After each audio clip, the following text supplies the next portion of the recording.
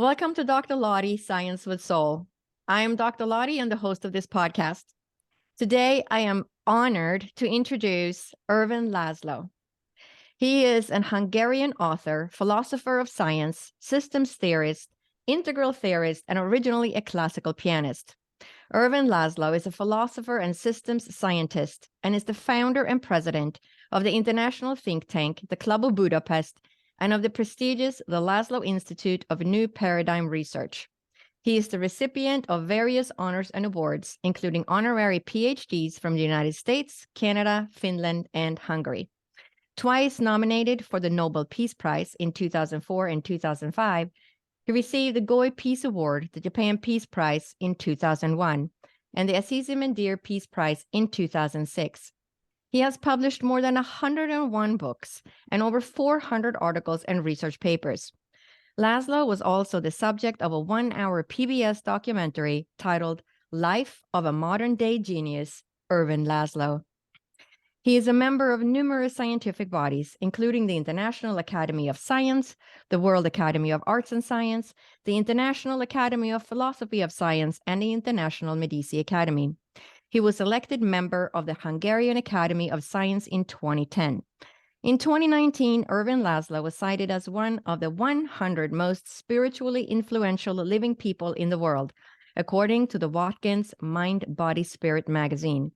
And in 2020, he was cited as the 28th of the OOOM magazine Top 100, the world's most inspiring people list. So welcome, Ervin. It's such an honor to have you as a guest today. Lottie, I'm pleased to be here with you. And you just recently published yet another book, The Survival Imperative, Upshifting to Conscious Evolution. So for people who are not aware of what that could mean, can you just talk a little bit about what do you mean by that we need to upshift our consciousness, and why do you think that is needed in today's world? Well, in this particular book, I'm talking about a particular upshifting to conscious evolution. That means, fine, of course, our consciousness has to be improved all the time, but there is a particular task, a mission that's facing us today, these days, and that is to take in hand by our own evolution. If we just let it go randomly, the way as it happens to go, continuing more or less the way it has been going, it's going to lead to more and more crises and strains and eventually breakdowns. We know it's under the heading of unsustainability. The world that we have created is not sustainable, not ecologically, nor economically, nor politically. All of these levels, we are running into increasing stresses and strains. And ultimately, it could cut into our very chances of survival on the planet. Nearly 8 billion human beings live without peace and without harmony.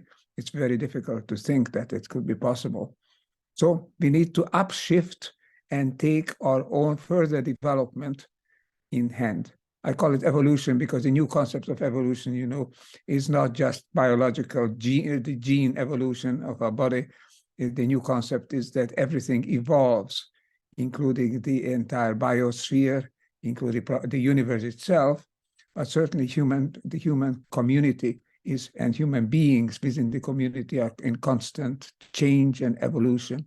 And that's not a haphazard, purely by chance-based evolution. That's an evolution that has its laws, its principles, and we better be aware of them and run it accordingly to the natural principles. We can talk about that more, but I say we have separated ourselves from the natural form of evolution, and now it's time to find our way back. So that's what I mean by conscious evolution, upshifting to conscious evolution on this planet for human beings.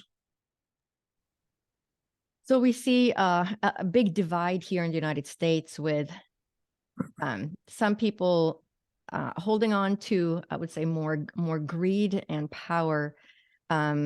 What do you have any advice for what's going on in the world and here in the United States? Why we see so much turmoil? Well, you have kindly referred to my new book. I have a whole chapter on that. Business as usual. By business, I mean also the way we conduct our affairs altogether, as usual, is simply going more after short-term satisfactions, greed, amassing power and money for individuals, for ourselves, considering ourselves separate from the rest. We all have ourselves to take care of. This is a standard idea of the modern world, not that the United States, it's everywhere. And that's what it got us to this situation where we are now facing a series of deepening crises in the world. There are also good news because we are beginning to wake up, but for the time being, this idea of just take care of yourself and never mind the rest, it's a very dangerous idea. It's taking us down the long road, because what is good for us in the short term may be very bad for everybody in the longer term. And what's good for everybody in the longer term is bound to be good for the short term. So I've got to start thinking in holistic terms, thinking we are part of a larger unit, and we've got to take care of that larger system of which we are a part. So let's say goodbye to the old way of thinking, the old paradigm, the old mindset. My book is hoping to be a guide, offers to be a guide for people to find a new way of thinking. And from this, it will follow a new way of perceiving the world, a new way then of beginning to act in the world. We are capable of that, but we have got to shift very quickly because we are going down the wrong path. And what would happen? How much time do you think we have left? Because people keep thinking that we can just keep exploiting the earth. Is this something that needs to happen in the next 10 years? We need to start shifting? Well, 10 years is an outer limit, I would think. Exploiting the earth, exploiting each other, creating conflict and strain and stressors. And they see the enormous flood of refugees, homeless people being uprooted, people fighting each other, And so our conflict with nature is one element. The conflict with each other is another element. Conflict within us, where we are not capable of harmonious, correct thinking, but thinking always in short term, things me or you, mine things, my things or your things. In these terms, we have certainly not more than 10 years, but who knows? These processes, known as bifurcation processes, in complex systems, we can model those systems, and it turns out they can come about very quickly. And the entire system is then biased, is then involved. Everything about the system is breaking down. So this is a very delicate system. I mean, the life on Earth, humanity is part of life on Earth, is a very delicate, complex, and coherent system of which the coherence can break down very easily. And then all elements of it break down. And there's a very quick process of degeneration, of going back to the baselines, which is good for a very few, but not even they can very well survive. But certainly a very large majority would have to somehow disappear. And that's not going to take place like that. It cannot. So we have to change within, I would say, the next few years. And the change has started. That's also I'm saying in the book. If you like, we can talk about that. The change, the upshift has started already. I'm showing that in the last chapter. I'm discussing all the various initiatives, and many of the various initiatives that are already shifting up, already conceiving of the world and of themselves in different terms, not as separate, but as united. That's the old way of thinking, also the traditional way of thinking. All the religions, the spiritual systems have it like that. We have forgotten it.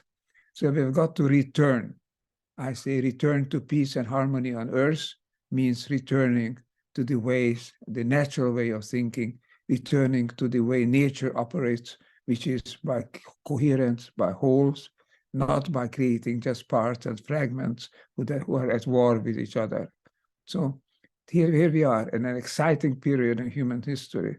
I think we have got a couple of years, but we better start. I think we should start as soon as possible. And it's starting already, but we have got to increase that movement. I founded a movement called the World Upshift Movement, and that's going to launch in a few months. It's already available on the internet, but we're going to launch it seriously at the end of April or May.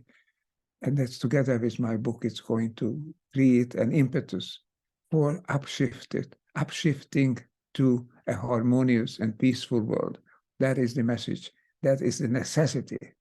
It's not utopian. It's a necessity, and it's possible. That is what I'm trying to show, and that is what I'm here for, to argue and to help people realize.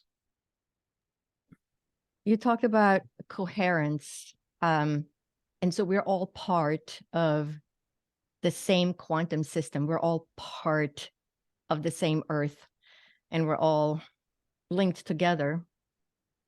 So how do we shift that, the way that people perceive themselves in the world, that they're separate, but they're really part of the whole?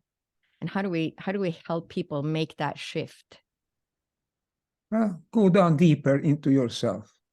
You know, the great American philosopher and researcher of psychology and research and religion, William James, he said the religious experience, which is also the spiritual experience in general, it's typical that recognition, the experience is the recognition that we are part of something bigger than we are. We are part of a larger system, of a larger whole. And now, you know, and then Einstein said, separateness is an illusion. So that goes together. We have to, if you have this experience of being part of a larger whole, belonging to something, not just being here separate, trying to shift for ourselves. If you can do that, then we recognize a deeper reality, which is the reality of coherence, or the coherence of life. The only way a human organism, a human body can operate is by all its cells, all its organs working together harmoniously, being coherent with each other. That means what happens to one happens to the others. They all influence each other. They all make one large integral system, a very delicate system, yes. It happens to keep its equilibrium in all the time, aware of it, and keep it carefully. Otherwise, it will break down, and that's why you know how easily human organisms can break down. But as long as we are healthy, we are a whole system. So experience wholeness. Look around you, I would say to people.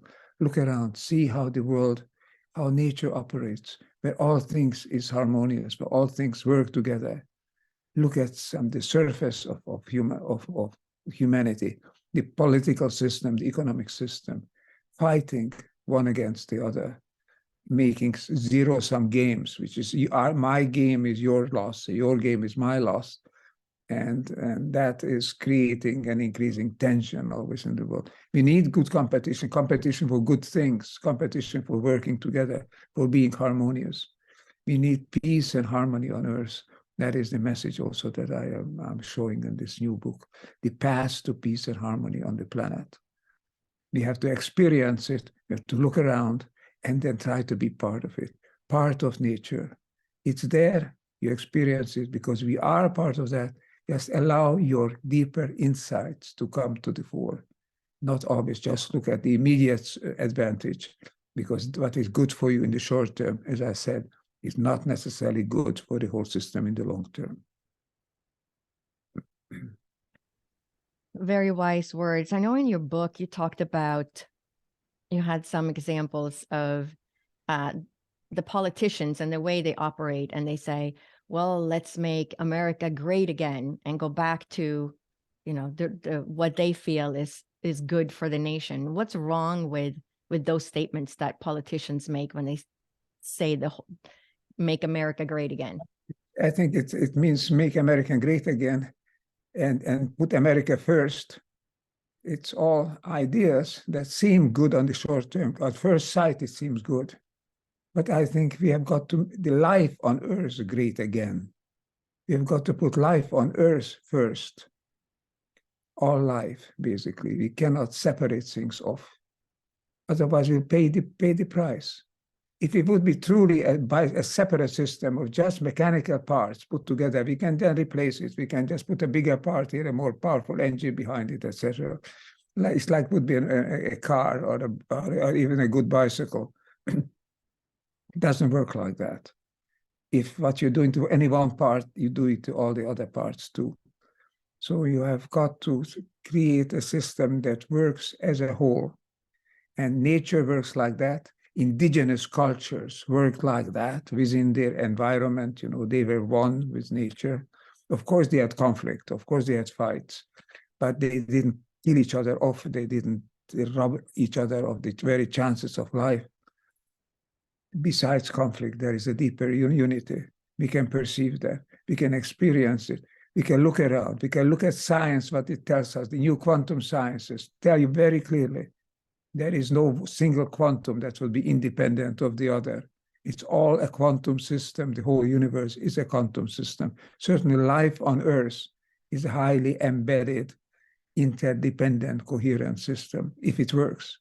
If it dies, if you make it separate, if you make it conflictual, decoherent or incoherent, then it'll die. And so this is the challenge before us. Recognize this. We live in a world that is one. We act as if it would be many. The many is good to have because it's different and diverse. We need diversity. But ultimately, diversity has to be integrated in a larger whole.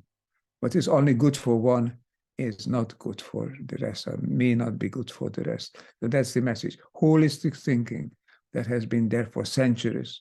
It has to come back. It's coming back in the sciences, and it's beginning to come back in business, because people realize that the enterprise that is sustainable, that does good in its environment, and not only does well, but also does good, which is entirely possible to do both.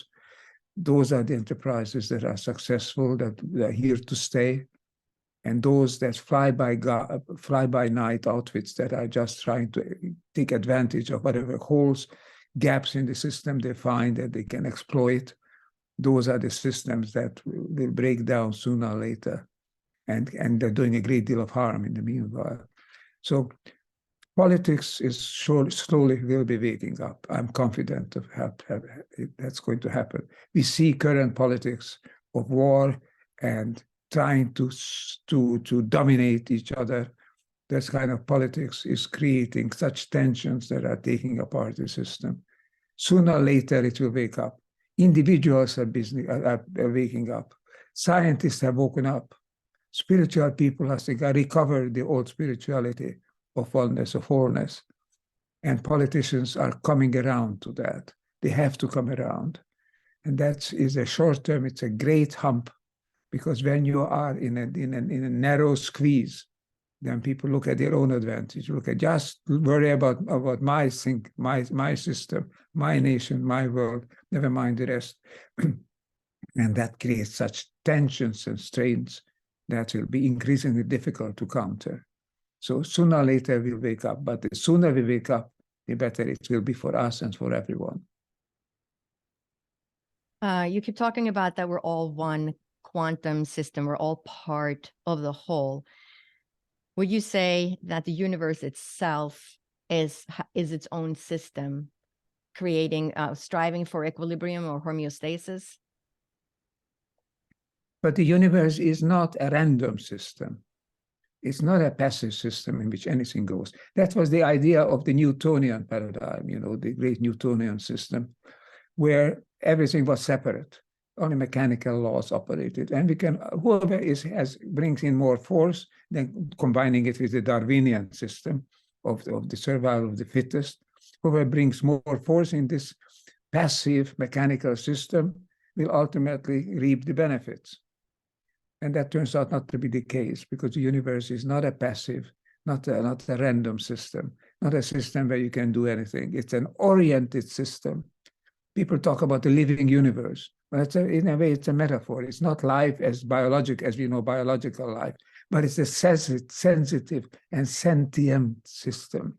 It perceives in some way, in which the great philosopher Whitehead talked about perception, apprehension. That is the key element of being in the world, perceiving ourselves as part of that larger whole. I think that is eventually is now coming about. We have got to further it, to promote it, to speed it up, this process, and not let in let the short term dominate. The short term of whatever is more advantageous, where you can make a little more money, where we can have a little more power, take that over and do that. And that means just doing your own thing, just doing us, and mine all the time. Instead of we have to we and us and togetherness. We talked about that all the time, but now we are learning it. The lesson is very clear. We have got to shift to that us way and we way of thinking. And if we don't, we are going to pay the price. And it's going to be more and more difficult to turn this thing around, to turn the system around. The more it gets strained, the more it gets into the brink of breakdown, the more difficult it is to turn around. We still have some time.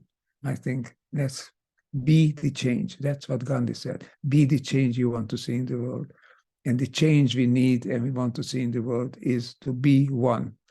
The old saying, be one with each other and with nature. Easier said than done, of course, but it's now an absolute imperative. It's what in my new book called the survival imperative. Think and feel and perceive differently.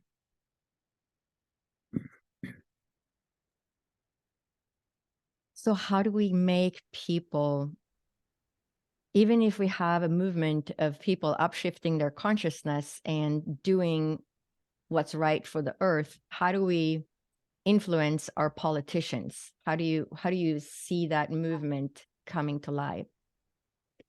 Well, I'm not a political scientist or a sociologist.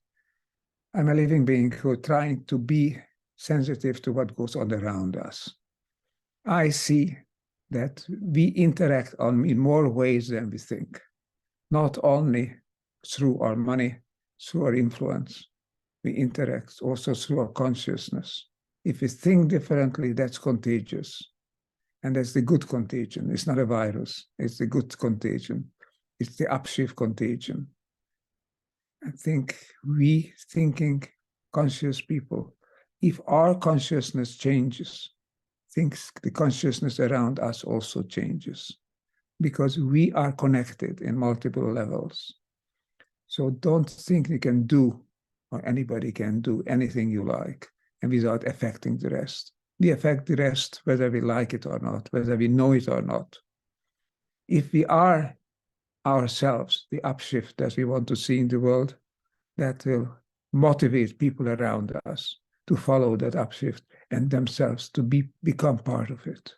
It's a massive change movement in the world, which we can slow down by short-term thinking, we can speed up by more foretelling, more deeper and more informed kinds of thinking. Get your information from science, get your information from upshifted business, from culture, even from politics. That, I think, is the last thing to change, but it has to change also.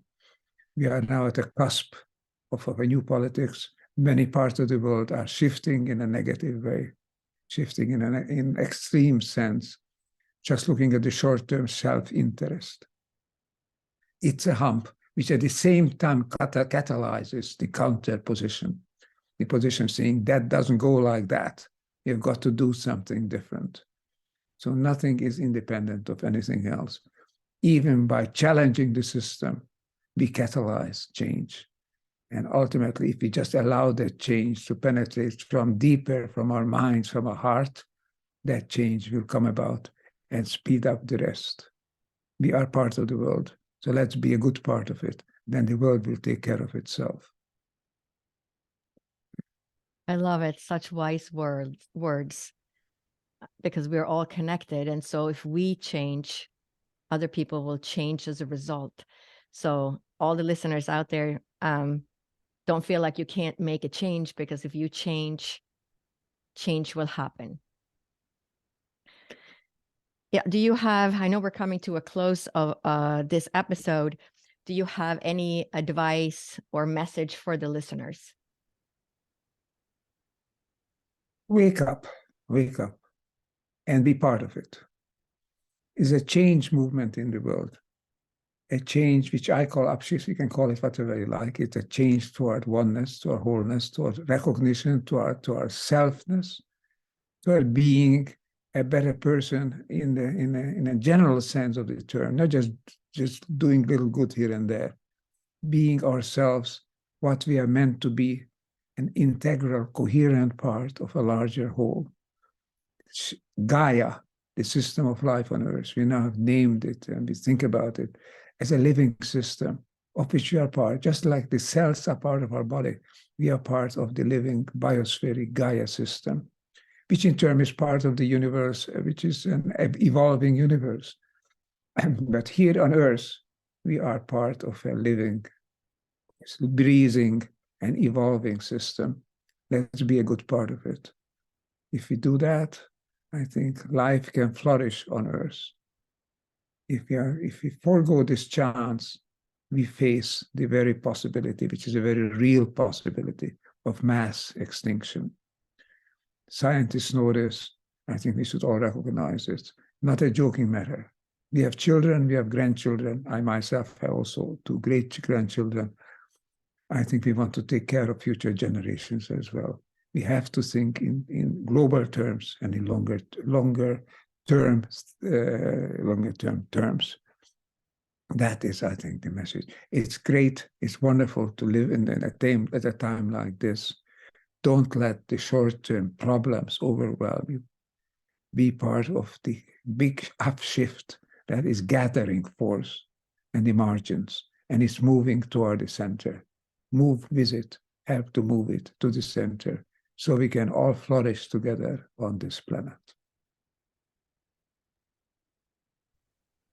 Thank you so much, Ervin, for being part of the podcast today and sharing your wisdom with the world. And I will put several of the links to the Laszlo Institute of New Paradigm Research, etc., and your website. And so people can just go there and click on the links and find out more information. And do check out his latest book. I will also put the link to all his books. He has many, many books, and they're all amazing. And so go check out all his different books and learn how you can become part of upshifting your own consciousness so that we can make this a better world for the next generation. So again, thank you so much for taking the time and being a guest today. Thank you, Lotte. Your wise word and your welcome means a great deal to me. I'm sure that it means a great deal to all our listeners. With kind of people, with kind of programs that you are leading, we can make this upshift in time.